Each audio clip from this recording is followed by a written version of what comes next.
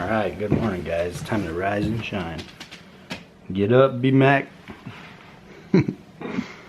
B-Mac doesn't have to go that far. You're gonna go check on that arrow again? Yep, that's the plan. Go look around, see if I can find it in the daylight. Cool, we got a small drizzle of rain last night. It's starting to rain just a little bit right now. So I'm gonna head to that stand that I set yesterday. Alright, good luck, brother. Cool, see you, man. Good luck, you too. Alright guys, like I said, that's the plan. Go hit that tree stand that I sat in yesterday. It's so far easily had the most activity. Haven't seen a buck in there, but I mean, if these bucks start to get curious, which you think they would late October, maybe something will stroll through. But the temperature dropped big time. It's a lot colder yesterday, or it's a lot colder this morning than it has been the entire trip, which should be a huge help. Hopefully these deer are a little more active today than they have been. So I got a little bit of a drive and a little bit of a hike, but I am set up in my First Light rain gear, ready to battle the storm out there. I'm gonna try to sit and stay out there as long as I can all day. So, even brought the shed stack for my rattling antlers. Worked for B-Mac, maybe I can give it a try, that'd be super cool. So here we go. Well, I feel like I needed to go kind of clear my head this morning, so I didn't get up with Eric. Slept in a little bit, decided to go for a walk. As you've seen, pheasant hunting has been not very good. Not having a dog, these birds are very wild, so went for a walk. But last night after couldn't find the arrow and stuff, my dad texted me that one of our really good family friends just lost their daughter, 23 years old, unexpectedly, and spent a lot of time bird hunting with that family and sharing stories around the table and just having a really good time. So super devastated for all of them, and thought it was a good idea to clear my head. So this morning things kind of worked out well. Got the first limit of roosters, was using the Weatherby shotgun, and I don't know if there's weird kind of like sentimental value, but anytime I struggle with something, hunting is something that helps kind of get you through it. So bird hunting with my dad and family and friends is something I've done since I was a little kid. Didn't have my dog, don't have the family, but I was able to go out and have some birds. So I'm gonna head down, try to go look for that arrow again and just put the pieces to the puzzle together. It just sucks not knowing what happened. We looked for 3 hours last night, 3 of us, lamps going all over the area, and it's countries like this, it's real grassy, so you should be able to see blood. Can't see it. So our suspicion is that my arrow is just stuck underneath a pile of grass and somehow I missed. I don't know, it happened really fast, and you know, it's hard to imagine not making that shot, but it is what it is. So I'm gonna go see if I can solve the mystery, and then we'll run out of time. So about maybe this evening, maybe tomorrow, we got to get going. We got a long drive home. I hope Eric's having luck in his stand this morning. The weather's nice and cold, and you know, they should start moving around. So wish us the best of luck. Well, that's it for my morning stand, guys. It is nearly 2 o'clock. I spent the first few hours of this morning getting rained on, and I never did see a deer in the stand. It's getting cold. I went and made a little walk, did some rattling, and I did see 2 does. I jumped 2 does out of there right where I was rattling the antlers together. That was the only deer I saw today. But man, it's so frustrating because you're obviously very limited to how much you can see when you're in the stand. But as I walk through these little draws to and from the stand, it's like scrapes and rubs everywhere. I mean, I have not seen a buck in a tree yet, but they are here. I mean, they are right in here. Oh, there goes a doe. Dang. Walking through this drainage on the way back to the truck. Just jumped a doe. Looked like a whitetail doe. But anyways, like I was saying, their bucks are in here. There's no doubt about that. We just haven't seen them.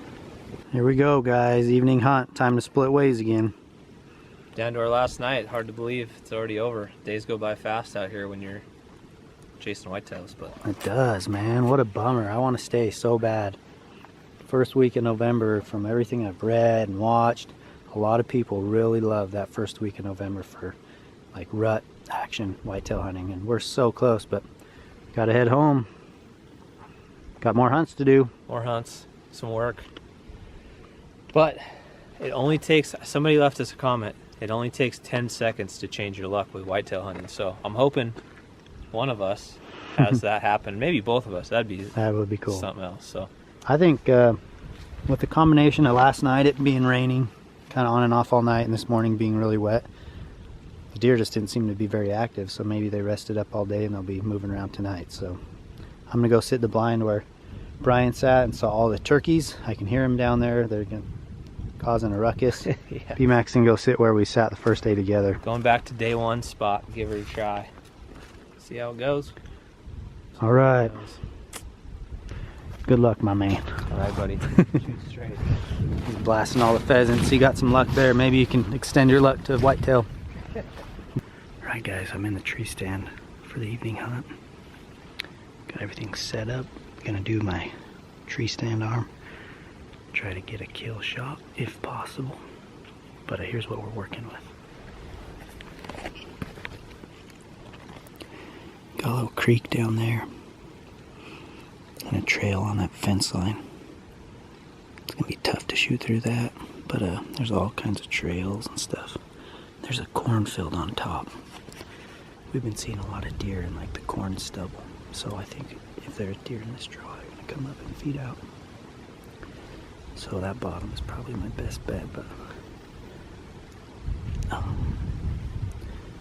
it's gonna be pretty tough. There's just not many options right in here to shoot. Well, here we go. All right, made it back up into day one tree stand. Last evening for us to hunt. Got everything situated. I searched for many, many hours today using the Onyx map tool. Here's a tracking device. Kind of shows where you've been, and no nothing, man. No arrow, no blood, no deer, no anything. So I have a feeling it just like ricocheted off this little knoll that I was shooting off, and just launched the arrow into who knows where. So disappointing. Not sure how that happened. The deer was way on edge though, so from everything I've read and heard about with whitetails, when they're edgy, they're very, very fast to dodge and duck, and it seems as though that's what happened. So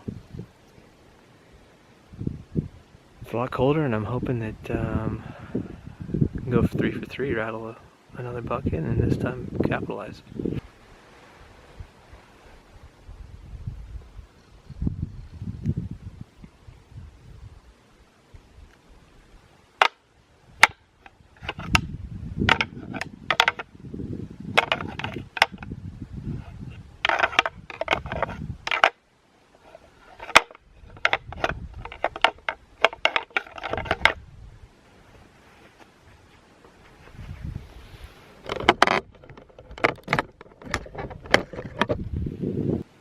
Pretty slow this evening.